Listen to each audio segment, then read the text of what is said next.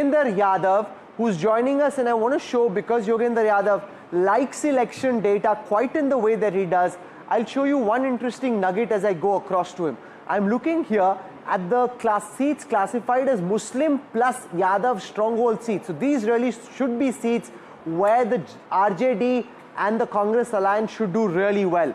On the 84 seats that C voter classified as being Muslim plus Yadav dominant, the NDA has an 82.1% strike rate, winning 69 of those 84 seats. The Gathbandhan down to just 11 out of those 84 with a strike rate of just 13.1. This is the electoral arithmetic of Bihar being rewritten. Yogendra Yadav, you have a keen lens on Indian politics. No matter your own personal views, what do you think the message is that Bihar has sent, not just to Patna, not just to the state, but to the rest of the country this evening?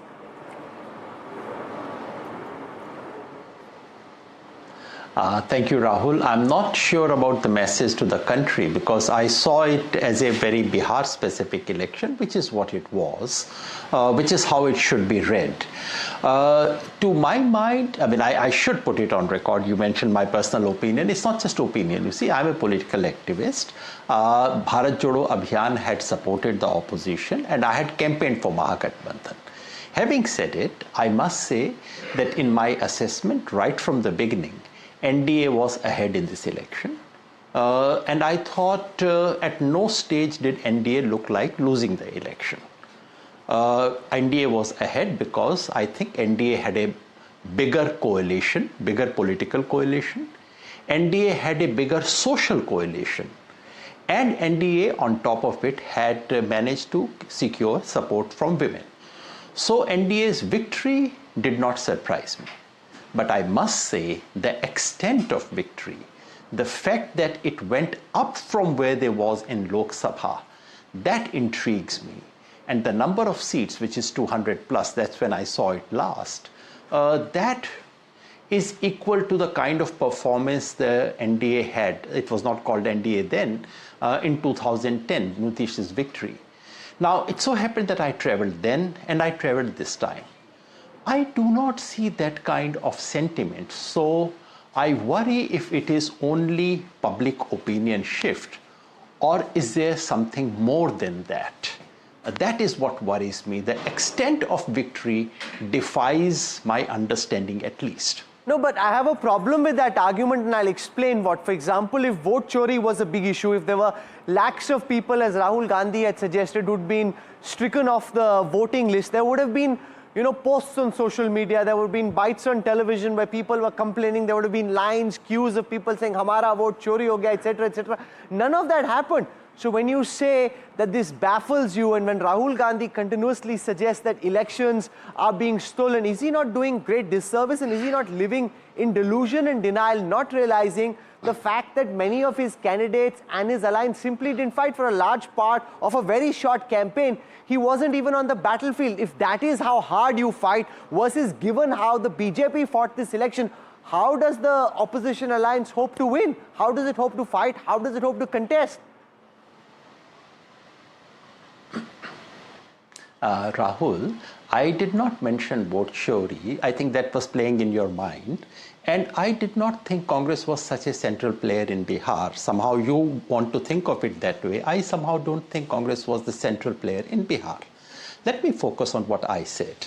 I simply said that while the victory of NDA was to my mind a foregone conclusion, and for some very good reasons that I could understand, the extent of it baffles it, is beyond me, and I'm wondering if there's something more to it that meets the eye. What I had in mind was a series of things.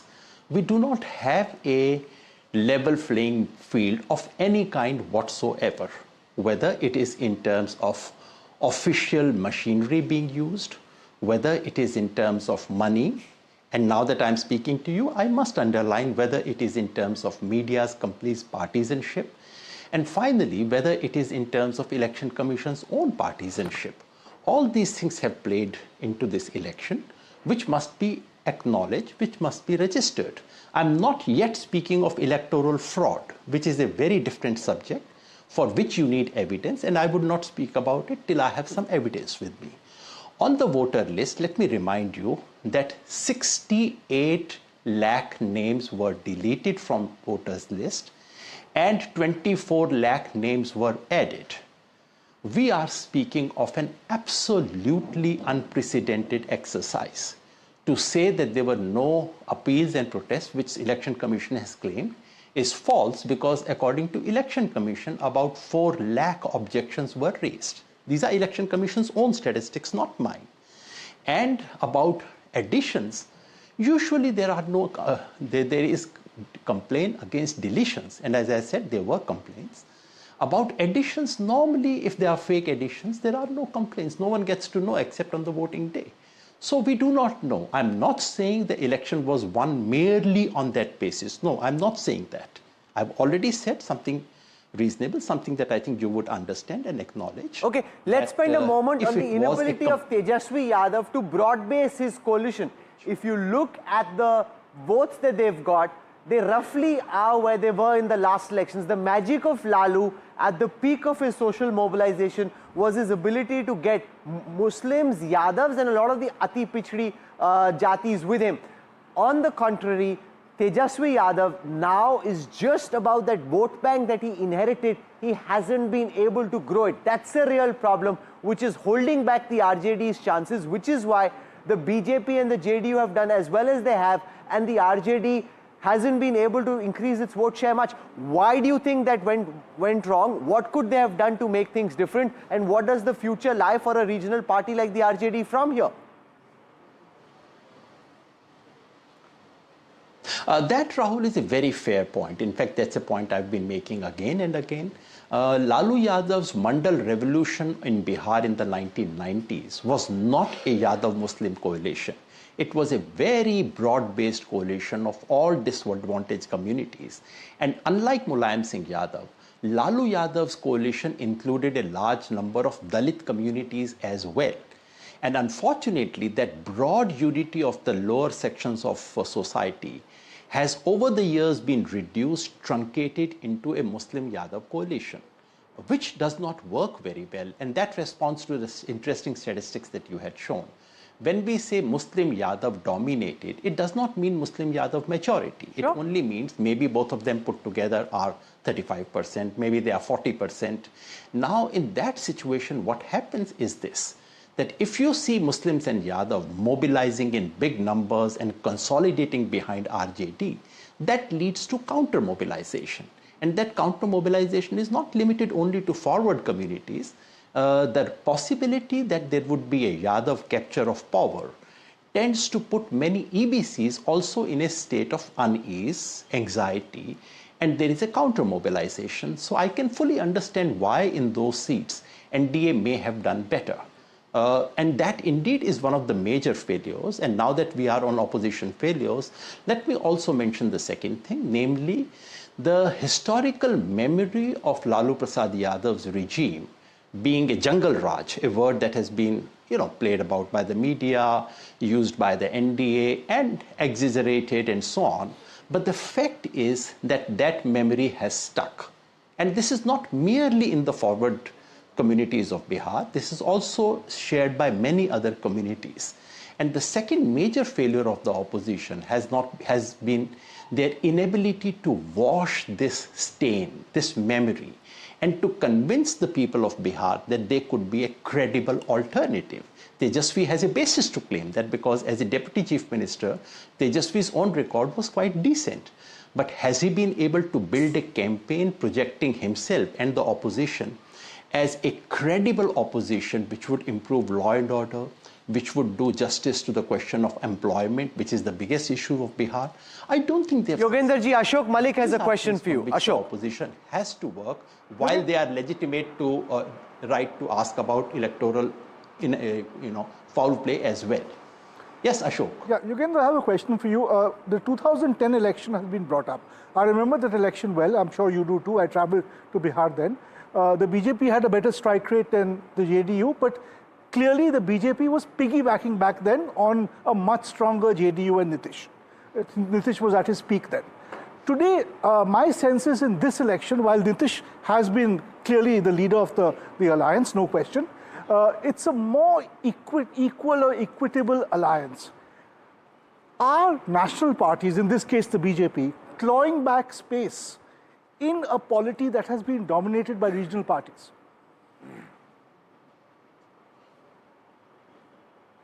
I'm not sure of national parties in general because I don't see that happening to Congress in the case of Bihar, Ashok.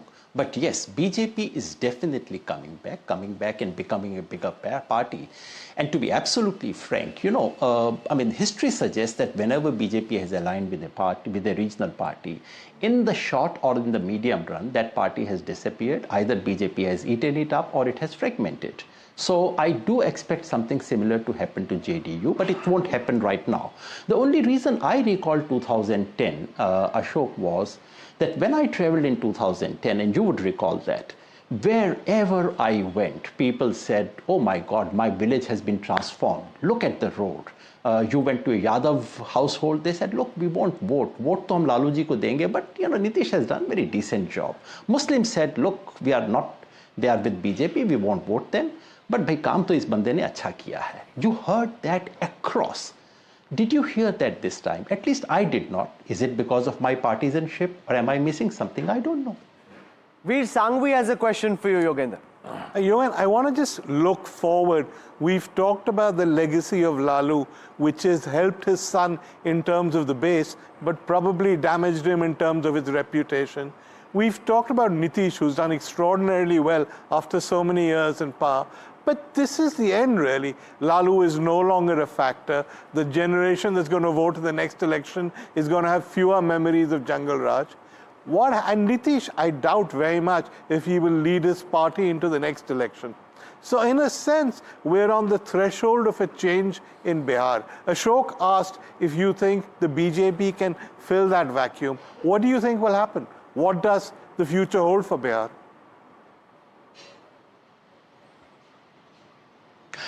Well, if you look at the opposition, starting with that, Tejasvi is young. Tejasvi has a long political career. And if Tejasvi were to learn that one thing from his father, namely about a broad social base, and unlearn one thing from his father, namely inattention to governance and law and order, Tejasvi has a long future to go. And if Tejasvi could do what Prashant Kishore did this time, which is to say, spend 2 years walking from village to village to village, if Tejasvi were to do that, Tejasvi has a future. Bihar is looking for Badlao, but this time Bihar did not think that he could be that agent of Badlao. But Bihar does want Badlao. Bihar is desperate for this. As for the BJP, who can rule out BJP's future in this country with everything going for them? The trouble with BJP at the moment is that BJP does not have a credible backward face. BJP, frankly, has represented the upper caste dominance of Bihar. And that's why BJP needs an Nitish. BJP, forward caste of Bihar, in order to continue their stranglehold over power, would always need a backward who would ensure forward dominance. This is the critical nature of Nitish. But as you rightly said, Nitish is on his way out. So who else? BJP does not have yet a leader. That's BJP's biggest limitation. Chetan Bhagat has a BJP question and a comment. Chetan. Automatically seen as a party of the backwards. Yogendra ji, slightly different. How do you analyze Prashant Kishore's performance? 3.4% vote share, 0 seats. You've been in AAP when it started out. You've had your own attempts. What are your general observations on newcomers in politics? What is the good and bad here? And do you think Prashant overpromised? Do you think he's met expectations? He's beaten expectations? Chetan, today is a day to be fair to Prashant. I must confess that I've gone and campaigned against his party. But today is a day to be fair. Today is a day to acknowledge, number one, that in Indian politics, for any outsider to break through the high entry barriers is next to impossible. It's a day to acknowledge that Prashant Kishore really worked hard, showed political acumen, and managed to reach his message. I traveled in Bihar. In every single village, I found people discussing his initiative, and so many young people, none of who actually voted for him, were spouting his language, were asking questions about education and health. So today is a day to recall and salute the work. It is also a day to remember that all this does not translate into vote for one very important reason, unlike the Aam Aadmi Party. You need a movement. You need a ground organizing. Okay. You cannot create a Jana Sangathan and Jan Andolan based on paid political worker, which is what Prashant Kishore did. Yogendra Paid Yadav political ji, workers do not make movements in India. for joining us and sharing your thoughts, thank you very much.